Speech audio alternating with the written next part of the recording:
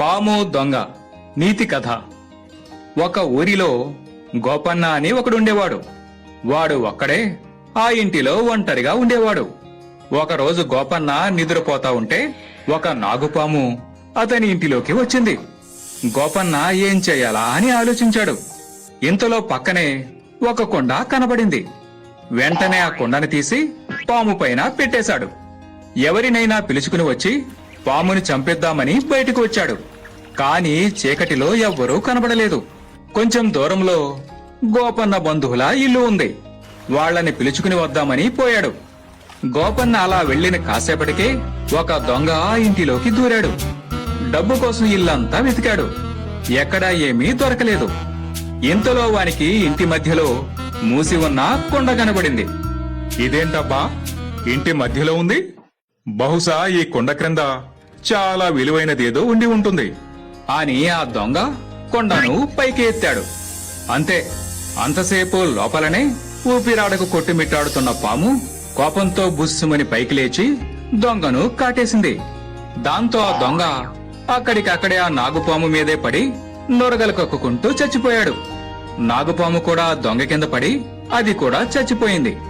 అలా దొంగ కారణంగా గోపన్నకు పాము బాధ తప్పింది. వంకాయ రాజు నీతి కథ. ఒకసారి కూరగాయలన్నీ ఒక చోట సమావేశమయ్యాయి.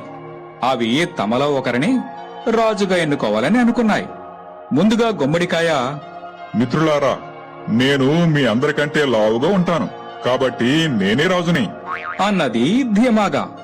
వెంటనే సొరకాయ, నీవు లావుగా ఉంటే ఏంటంట, నేను అందరికంటే పొడవుగా ఉంటాను, నేనే రాజుని అన్నది గొప్ప నమ్మకంతో.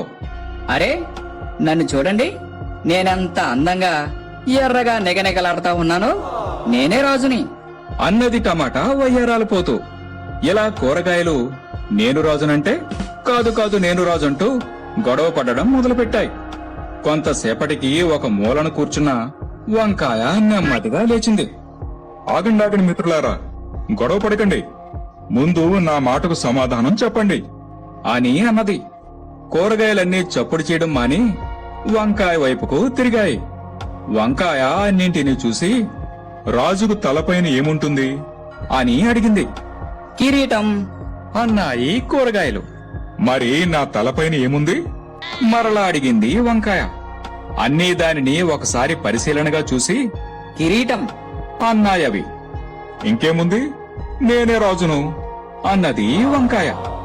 మరో ఆలోచన లేకుండా కూరగాయలన్నీ వంకాయను తమ రాజుగా అంగీకరించాయి.